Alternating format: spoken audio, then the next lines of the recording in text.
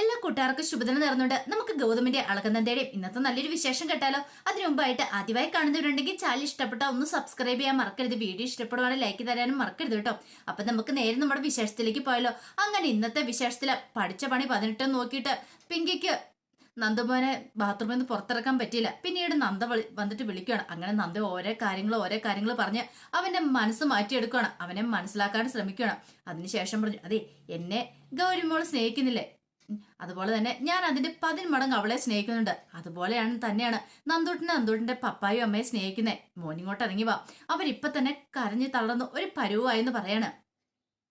അവസാനം നന്ദുമോൻ അങ്ങനെ പുറത്തിറങ്ങുവാണ്. നന്ദുവും പുറത്തിറങ്ങി വന്നു കഴിഞ്ഞപ്പോഴത്തേനും പിങ്കി ഓടിച്ചെന്ന് അവനെ കെട്ടിപ്പിടിക്കുകയാണ്. എന്റെ മോനെന്നും പറഞ്ഞുകൊണ്ട് കുറെ ഉമ്മയൊക്കെ വെച്ചു. അതുപോലെ തന്നെ ഗൗതം പറഞ്ഞു, എന്ത് പരിപാടിയാ മോനെ നീ കാണിച്ചേ, പപ്പായും അമ്മയൊക്കെ എത്രമാത്രം വിഷമിച്ചെന്നറിയാവുന്ന ചോദിക്കാം. പിന്നീട് നന്ദയുടെ അടുത്തേക്ക് അവൻ വരുവാണ്. ഈ സമയം നന്ദ അവനെ ചേർത്ത് പിടിച്ചിട്ട് പറഞ്ഞു, എന്താ നന്ദൂട്ടാ നീ കാണിച്ചേ, ഇങ്ങനെയൊക്കെ ചെയ്യാൻ പാടുണ്ടോ, പപ്പായ്ക്കും അമ്മയ്ക്കും വിഷമമല്ലേ, മോൻ നല്ല കുട്ടിയല്ലേ, മോനിനെ എങ്ങനെയൊന്നും ചെയ്യരുത് കേട്ടോ. മോന്റെ പപ്പായും അമ്മയത് മോനും ജന്മം നൽകിയതല്ലെങ്കിലും അവര് കണ്ടില്ലേ എത്ര സ്നേഹത്തോടെ മോനെ വളർത്തിക്കൊണ്ട് വരുന്നേ, മോനില്ലാതെ അവനൊരു ജീവിതമുണ്ടോ എന്നൊക്കെ പറഞ്ഞു കഴിയുമ്പോഴത്തേനും അവൻ ഏകദേശം കാര്യങ്ങളൊക്കെ മനസ്സിലായി. കാരണം അവരെ എത്രയധികം സ്നേഹിക്കുന്നുണ്ടെന്ന് അവൻ അറിയാം. ഇനി ഇങ്ങനെയൊന്നും ചെയ്യരുത് കേട്ടോ, ഒരിക്കലും അങ്ങനെ ചെയ്യരുത് എന്നൊക്കെ പറഞ്ഞ് ഉപദേശം കൊടുത്തു കഴിയുമ്പോഴത്തേനും നന്ദൂട്ടൻ പറഞ്ഞു, ഇല്ല ഡോക്ടർ ആന്റി, ഇനി ഞാൻ ഇങ്ങനെയൊന്നും ചെയ്യില്ല, എന്റെ പപ്പായും അമ്മ ഇതെന്നൊക്കെ പറയാം. ഇത് കേട്ടപ്പോ പിങ്കിക്കും ഗൗതത്തിനും സന്തോഷമായി. പിന്നീട് നന്ദ അവിടെ നിങ്ങോട്ട് താഴേക്ക് ഇറങ്ങി വരുവാണ്. അങ്ങനെ ഇറങ്ങി വരുമ്പോഴത്തേനും ആകെപ്പാടെ അസ്വസ്ഥപ്പെട്ട് ലക്ഷ്മിയും മോഹിനിയും ജഗന്നാഥനും കൂടെ നിപ്പുണ്ട്. പിന്നീട് ജഗന്നാഥന്റെ അടുത്ത് എന്നിട്ട് നന്ദ പറഞ്ഞു, അതെ കുഴപ്പമൊന്നുമില്ല കേട്ടോ ചെറിയച്ച, നന്ദു പുറത്തിറങ്ങിയിട്ടുണ്ട്, ഇനി അവന് പ്രശ്നമൊന്നും ഉണ്ടാകത്തില്ല, അവനെ കാര്യങ്ങളൊക്കെ പറഞ്ഞ് ഞാൻ ബോധ്യപ്പെടുത്തിയിട്ടുണ്ട്, അവന് കാര്യങ്ങളൊക്കെ ഉൾക്കൊള്ളാൻ കഴിഞ്ഞിട്ടുണ്ട്, അവൻ അനാഥനാണ്, അല്ലെങ്കിൽ ഒരു ഓർഫനേജിന് അവനെ ദത്തെടുത്താന്നുള്ള ചിന്തയായിരുന്നു അവന്റെ മനസ്സും നിറയെ ഉണ്ടായിരുന്നേ. അതൊക്കെ ഏകദേശം മാറി വരുന്നുണ്ട്, 2 ദിവസം കൊണ്ട് എല്ലാം ഓക്കെ ആയിക്കോളും എന്ന് പറയാം. എന്നാ ശരി ഞാൻ അങ്ങോട്ട് പോട്ടെ എന്ന് പറയണം. അപ്പോഴേക്കുമാണ് പിങ്കി ഓടി ഇറങ്ങി വന്നിട്ട് നന്ദയെന്ന് പറഞ്ഞിട്ട് വിളിച്ചോണ്ട് വരുവാണ്. നന്ദ ഒരു നിമിഷം അങ്ങ് നിന്നു. പെട്ടെന്ന് പിങ്കി ഓടി ഇറങ്ങി വന്ന് നന്ദനെ അങ്ങോട്ട് കെട്ടിപ്പിടിക്കുകയാണ്. നന്ദയും പിങ്കിനെ കെട്ടിപ്പിടിച്ചു. ഇത് കണ്ടു കഴിഞ്ഞപ്പം അവിടെ ഉണ്ടായിരുന്ന മോഹിനിക്കും ലക്ഷ്മിക്കും സഹിച്ചില്ല. ലക്ഷ്മിയൊക്കെ അന്താളിപ്പോട് കൂടിയായിട്ടാ നോക്കുന്നത്. പിന്നീട് പിങ്കി നന്ദയോട് പറഞ്ഞു, അതെ താങ്ക്സ് നന്ദ, നീ എന്റെ മോനെ എനിക്ക് തിരിച്ചു തന്നു, ഒരു പക്ഷേങ്കിൽ അവൻ എന്തെങ്കിലും സംഭവിച്ചു പോയായിരുന്നെങ്കിൽ ഞാൻ പിന്നെ ജീവനോടെ ഉണ്ടാകത്തില്ലെന്ന് പറയണം. ഇത് കേട്ടപ്പോൾ നന്ദ പറഞ്ഞു, പേടിക്കേണ്ട പിങ്കി, അവനൊരു കുഴപ്പമില്ലെന്ന് പറയാണ്, അവന്റെ കാര്യങ്ങളൊക്കെ ഞാൻ പറഞ്ഞ് മനസ്സിലാക്കിയിട്ടുണ്ട്, ഇനിയിപ്പോൾ അവൻ അങ്ങനെയൊന്നും ഒരിക്കലും ചെയ്യത്തില്ലെന്ന് പറയാം. എനിക്കറിയാം നീ ഇല്ലായിരുന്നെങ്കിൽ ഒരിക്കലും ഇങ്ങനെ സംഭവിക്കില്ലായിരുന്നു, നീ കൃത്യസമയത്ത് തന്നെ വന്ന് എന്റെ മോനെ രക്ഷിച്ചു. ഒരു പക്ഷെ ഇത്രയും കാലം ഞങ്ങൾ ആ വലിയ സത്യം മൂടി വെച്ചെന്നൊരു ദേഷ്യം അവന് ഞങ്ങളോടുണ്ടായിരുന്നു, നീ അത് വളരെ നിസ്സാരമായിട്ട് ആ പ്രശ്നങ്ങളൊക്കെ സോൾവ് ചെയ്ത് വിട്ടെ. ഈ നന്ദിയും കടപ്പാടും എപ്പോഴും ഉണ്ടായിരിക്കും, എത്ര പറഞ്ഞാലും മതിയാകത്തില്ല എന്നൊക്കെ പറയാം. എന്നാ ശരി ഞാൻ ഇറങ്ങട്ടെ എന്ന് പറയാണ് നന്ദ. ഒരു ഗ്ലാസ് ജ്യൂസ് എങ്കിലും കുടിച്ചിട്ട് പോകാൻ പറയണം. വേണ്ട പിങ്കി എന്ന് പറയാം. അന്ന് എന്തെങ്കിലും ഫുഡ് കഴിച്ചിട്ട് പോ. വേണ്ട എന്ന് പറയണം. എന്നാ ശരി എന്ന് പറയണം. അങ്ങനെ നന്ദി അങ്ങോട്ട് ഇറങ്ങിപ്പോയി കഴിഞ്ഞപ്പോ ലക്ഷ്മി അങ്ങോട്ട് പാഞ്ഞു വന്നിട്ട് ചോദിച്ചു, എന്ത് പരിപാടിയാ മോളെ നീ കാണിച്ചെന്ന് ചോദിക്കുക. എന്ത്, അല്ല നീ എന്തിനാ ഇപ്പം അവളുമായിട്ട് കോംപ്രമൈസ് ആകാൻ പോയതോ? ഓ അതാണ് കാര്യം. അതെ അവൾ എത്രമാത്രം വലിയ കാര്യം ചെയ്തതെന്ന് അമ്മയ്ക്ക് മനസ്സിലായില്ലെന്നിരിക്കുക. അവൾ എത്ര വലിയ കാര്യം ചെയ്തെന്നാ, അവള് തന്നെയല്ലേ ഈ പരിപാടിയെല്ലാം ഒപ്പിച്ചു വെച്ച് നന്ദുമോനോട് അവളല്ലേ കാര്യങ്ങളൊക്കെ പറഞ്ഞേ, എന്നിട്ട് പിന്നെ ഇതിനകത്ത് ഇപ്പൊ എന്താ ഇരിക്കണേന്ന് ചോദിക്കുക. അതല്ല അമ്മേ, അവളുടെ മനസ്സുണ്ടോ പണ്ടത്തെ പോലെ ഒന്നുമല്ല, അവൾക്ക് നല്ല മാറ്റമുണ്ട്, നമ്മൾ ഉദ്ദേശിക്കുന്ന പോലെ ഒന്നുമല്ല. ദേ പിങ്കി, നിനക്കറിയാലോ നിന്റെ ശത്രുവാണ് എന്താന്ന് പറയണം. അമ്മേ എത്ര ശത്രു ആയിക്കൊള്ളട്ടെ, എന്റെ മോന്റെ ജീവിതം രക്ഷിച്ചുള്ള അവളല്ലേ, അപ്പൊ അവളോട് എനിക്ക് നന്ദിയും കടപ്പാടും ഉണ്ടായിരിക്കും. പോരാത്തന്നെ അവൾക്ക് പഴയ സ്വഭാവമൊന്നുമല്ല, അവളൊരു പുതിയ നന്ദയാണ്, അവൾക്ക് എന്നോട് ദേഷ്യവും കാര്യങ്ങളൊന്നും ഇല്ല. അതുപോലെ തന്നെ എനിക്കിപ്പോ തിരിച്ച് അവളോടും ഞാൻ അവളോട് ദേഷ്യപ്പെടേണ്ട കാര്യമില്ല. അല്ല മോളെ, നിനക്കൊരു പക്ഷേങ്കില് നിന്റെ ഗോത്രത്തിനെ നഷ്ടപ്പെടുമെന്ന് പറയാം, അങ്ങനെയൊന്നും ഉണ്ടാകത്തില്ല. എനിക്കറിയാം നന്ദ ഒരിക്കലും അങ്ങനെ ഞങ്ങളുടെ ജീവിതത്തിലേക്ക് കൈകടത്താനായിട്ട് ഇനി വരില്ല എന്നൊക്കെ പറഞ്ഞ് കയറിപ്പോണം.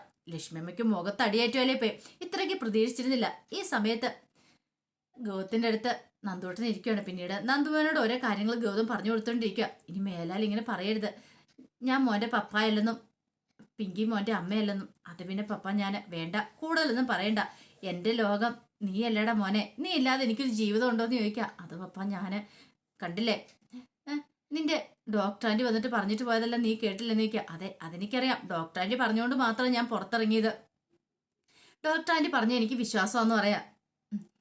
ഇത് കേട്ടപ്പോ ഗൗതം പറഞ്ഞു, വിശ്വാസമാണല്ലോ, അതുകൊണ്ടാ പറഞ്ഞത്, നമ്മൾ 3 പേര് ഒരു ഫാമിലിയാന്ന് പറയണ, മോൻ ഓർഫനേജിൽ നിന്ന് വന്നൊന്നുമല്ല, ഞങ്ങളുടെ സ്വന്തം മോൻ തന്നെയാന്ന് പറയണ.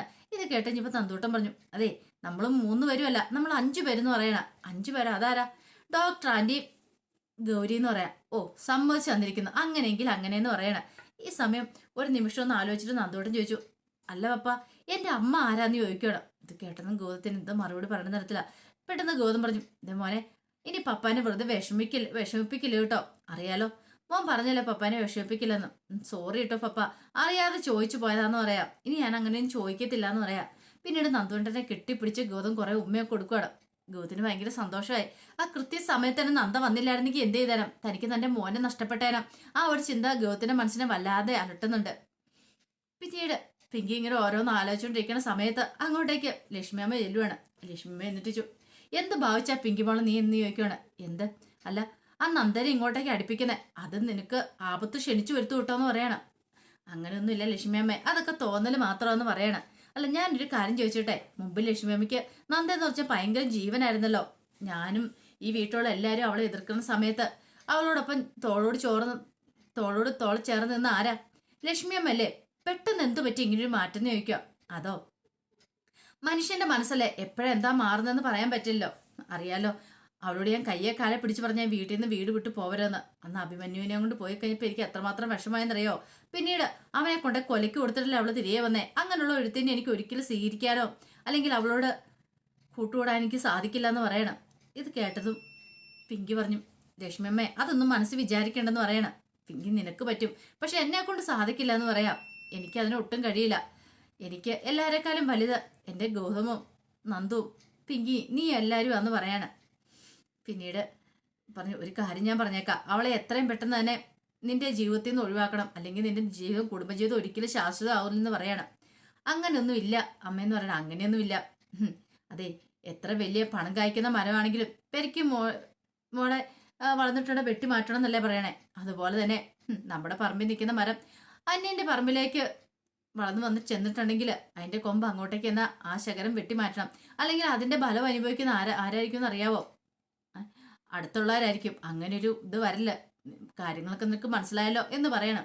അപ്പൊ പിങ്കിയോട് കാര്യങ്ങളൊക്കെ പറഞ്ഞ് ബോധ്യപ്പെടുത്തുമായിരുന്നു. എത്രയും പെട്ടെന്ന് തന്നെ നന്ദേനിൽ നിന്ന് അകന്നില്ലെങ്കിൽ ഗൗതമും നന്ദയും തമ്മിൽ ഒന്നിക്കും. ആ ഒരു ടെൻഷനായിരുന്നു ലക്ഷ്മിയുടെ മനസ്സിലുണ്ടായിരുന്നത്. അതുകൊണ്ടാണ് ലക്ഷ്മി ഇതെല്ലാം പറഞ്ഞു കൊടുക്കുന്നത്. പിന്നീട് പിങ്കി പറഞ്ഞു, ഇതൊക്കെ വെറും അമ്മയുടെ തോന്നൽ മാത്രം. ഞാൻ നന്ദേനെ മനസ്സിലാക്കിയിടത്തോളം നന്ദ ഒരിക്കലും ഞങ്ങളുടെ ജീവിതത്തിലേക്ക് കടന്നു വരാൻ പോകുന്നില്ല.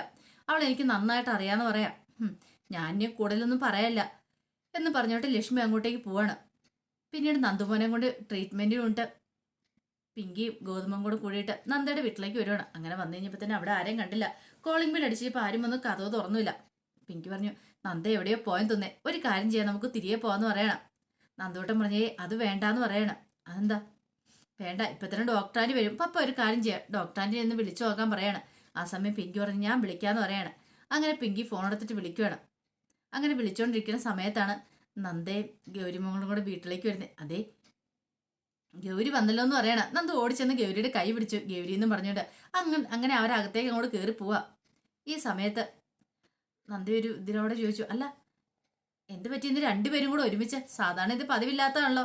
ആരെങ്കിലും ഒരാളാണല്ലോ നന്ദുമനെ കൊണ്ടുവിടാൻ വരുന്നതെന്ന് ചോദിക്കുക. ഇത് കേട്ടപ്പോൾ പിങ്കി പറഞ്ഞു, ഞാനിങ്ങോട്ട് വരുന്നുണ്ടെന്ന് അറിഞ്ഞു കഴിഞ്ഞപ്പോൾ ഗൗതവും പറഞ്ഞു ഞാനും കൂടെ വരുന്നുണ്ടെന്ന്. ഗൗതത്തിന് എന്തൊക്കെയോ നന്ദയോട് സംസാരിക്കാനുണ്ടെന്ന്. എന്ത് എന്നുള്ള അർത്ഥത്തിൽ നന്ദ ചോദിക്കുകയാണ്. അത് പിന്നെ വേറൊന്നുമല്ല, വളരെ മോശമായിട്ട് ഗൗതം പെരുമാറിയില്ലേ, അതുകൊണ്ട് പെട്ടെന്ന് ഗൗതം പറഞ്ഞു, അത് പിന്നെ ഞാൻ സോറി പറയാൻ വേണ്ടി വന്നാ. ഞാൻ ഒരിക്കലും അങ്ങനെയൊന്നും പറയാൻ പാടില്ലായിരുന്നു. പെട്ടെന്ന് എനിക്ക് എൻ്റെ മോനെ നഷ്ടപ്പെടുമെന്ന് വന്നു കഴിഞ്ഞപ്പം ഞാൻ അങ്ങനെ പറഞ്ഞു പോയതാ. എൻ്റെ മോനെ തിരികെ തന്നതിന് ഒത്തിരി നന്ദിയുണ്ട്, താങ്ക്സ് എന്ന് പറയണം. ഇത് കേട്ടപ്പോൾ നന്ദ പറഞ്ഞു, എന്തിനാ താങ്ക്സ് പറയണേ, അതിൻ്റെ ആവശ്യമൊന്നും ഇല്ലയെന്ന് പറയണം. കാരണം നന്ദു നിങ്ങളുടെ മകനല്ലേ, നിങ്ങൾ അത്ര സ്നേഹത്തോടുകൂടി വളർത്തുന്നല്ലേ. അവൻ ഒരിടത്തേക്കും പോയില്ല, നിങ്ങളോടൊപ്പം തന്നെ ആയിരിക്കും. അവന് നിങ്ങളോടൊപ്പമുള്ള ജീവിതം ഭയങ്കര സന്തോഷം നിറഞ്ഞാണ്. അത് നിങ്ങൾ പറഞ്ഞൊന്നും മനസ്സിലാക്കി എടുത്താൽ മതിയാണ്. അവൻ ആരുമല്ല, അനാഥനല്ല എന്നുള്ള ഒരു ചിന്ത അവൻ്റെ മനസ്സിലാക്കി ഉണ്ടാക്കിയിട്ടുണ്ടെങ്കിൽ പിന്നെ വേറൊന്നും പേടിക്കാനൊന്നും ഇല്ല എന്ന് പറയണം. അങ്ങനെ അവർ സംസാരിച്ചുകൊണ്ടിരിക്കുന്ന സമയത്ത് നന്ദ പറഞ്ഞതേ, ഞാനിപ്പോൾ ക്ഷേത്രത്തിൽ പോയതായിരുന്നു. ഏറ്റവും നല്ല ശക്തിയുള്ള ദേവീ ക്ഷേത്രം ഇവിടെ. അവിടെ പോയി വഴിപാടുകളൊക്കെ കഴിപ്പിച്ചായിരുന്നു. പിന്നീട് പിങ്കിയോട് പറഞ്ഞു, ഇതേ കുറച്ച് പ്രസാദം എടുത്ത് ഭർത്താവിൻ്റെ നെറ്റി തൊട്ടു കൊടുക്കാൻ പറയാണ്. പിങ്കി ഒരു നിമിഷം ഞെട്ടിപ്പോയി, ഭർത്താവല്ലല്ലോ. പിന്നീട് പിങ്കി രണ്ടും കൽപ്പിച്ച് നന്ദ പറഞ്ഞല്ലേ ചെയ്യാതിരിക്കാൻ പറ്റില്ലോ എന്ന് കരുതിയിട്ട് ഗൗതത്തിന് നെറ്റിയിലേക്ക് തൊട്ടു കൊടുക്കുക. ഈ കാഴ്ച കണ്ടതും നന്ദയുടെ ഉള്ളൊന്നും പടഞ്ഞു. പക്ഷെ നന്ദ അങ്ങനെ വിട്ടുകൊടുക്കാൻ ഭാവിച്ചില്ല. നന്ദയ്ക്ക് അറിയാം തനിക്കിനി ഒരിക്കലും കിട്ടാൻ പോകുന്നില്ല. പക്ഷേ എങ്കിലും നന്ദ ആരുടെയും ജീവിതത്തിൽ കൈ കടത്താനായിട്ട് ശ്രമിച്ചതുമില്ല. അങ്ങനെ നിൽക്കുന്ന സമയത്താണ് പെട്ടെന്ന് നന്ദയുടെ ഫോണിലേക്ക് ഒരു കോള് വരുന്നത്. നന്ദ കോൾ എടുത്തു. ഹലോ എന്ന് പറഞ്ഞ് മൂർത്തി സാറാന്ന് മനസ്സിലായി. ആ മൂർത്തി സാറെ പറഞ്ഞാണോ പറയണേ.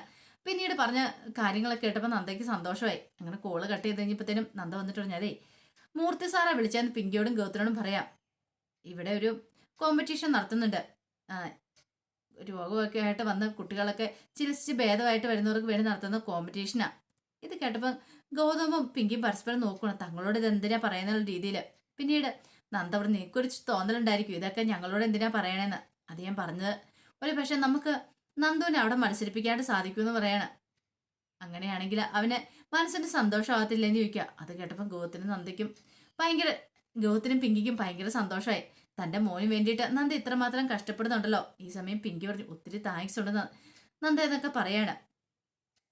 പിന്നീട് ഗൗരിമോളും നന്ദോട്ടും കൂടെ സംസാരിച്ചുകൊണ്ടിരിക്കുക. അപ്പൊ ഗൗരിമോളും നന്ദുവിനോട് പറഞ്ഞു, ഇപ്പൊ നിന്റെ വിഷമമൊക്കെ മാറിയില്ലേ, സങ്കടമൊക്കെ മാറിയില്ലേ നിൽക്കും. എന്നാലും ഞാൻ അനാഥന്. അതെ, ഇനി അനാഥനൊന്നും പറയണ്ട, പപ്പായും അമ്മയുണ്ടല്ലോ, പിന്നെ എന്താ കുഴപ്പം, പിന്നെ ഞാനും എൻ്റെ അമ്മയൊക്കെ ഉണ്ടല്ലോ എന്ന് പറയാ. ഇത് കേട്ടത് നന്ദു പറഞ്ഞു, അത് ശരി തന്നെയാ, പക്ഷെ അത് എൻ്റെ അമ്മയല്ലല്ലോ, എൻ്റെ പപ്പ അല്ലല്ലോ എന്ന് പറയണ. നിന്റെ പപ്പ അല്ലെങ്കിൽ എന്നാ, നിന്നെ പൊന്നുപോലെ നോക്കുന്നില്ലേ, എനിക്കണ്ടില്ല പപ്പ പോലും ഇല്ലാന്ന് പറയാം. നിനക്ക് നിന്റെ പപ്പ ഉള്ളതുകൊണ്ട് എവിടെ വെള്ളം പോകലോ, രാത്രി വേണേ പോവാം, പകൽ വേണേ പോവാം, ഒന്നും പേടിക്കേണ്ട കാര്യമില്ലോ. പക്ഷെ എൻ്റെ അമ്മയ്ക്ക് അങ്ങനെയല്ല എന്ന് പറയാണ്. ഇത് കേട്ടതും നന്ദോട്ട് ഇങ്ങനെ ആലോചിച്ചു. പിന്നീട് ഗൗരിമോള് പറഞ്ഞു, നിനക്ക് എന്താ കുഴപ്പം, പപ്പായും ഉണ്ട് അമ്മയുണ്ട്, രണ്ടുപേരും ഉണ്ട്, രണ്ടുപേരുടെ കയ്യെ പിടിച്ച് നടക്കാമല്ലോ എന്ന് പറയണം. നന്ദു പറഞ്ഞു, അതെ എനിക്ക് എൻ്റെ പപ്പായും അമ്മ ആരാന്ന് അറിയണം, എനിക്ക് അറിയാനായിട്ട് ഒത്തിരി ആഗ്രഹം ഉണ്ടെന്ന് പറയണം. ഇത് കേട്ടതും ഗൗരി ഇങ്ങനെ നോക്കി നിൽക്കണം അവനെ തന്നെ. അപ്പം അതിൻ്റെ വിശേഷങ്ങളൊക്കെയാണ് കണ്ടത്. ഇതിൻ്റെ ബാക്കി വിശേഷങ്ങളുമായിട്ട് വൈകുന്നേരത്തെ പ്രൊമോയി വരാട്ടോ. ഒരിക്കൽ കൂടി എല്ലാവർക്കും ശുഭദിനം നേർന്നുകൊണ്ട് നിർത്തുന്നു. നന്ദി.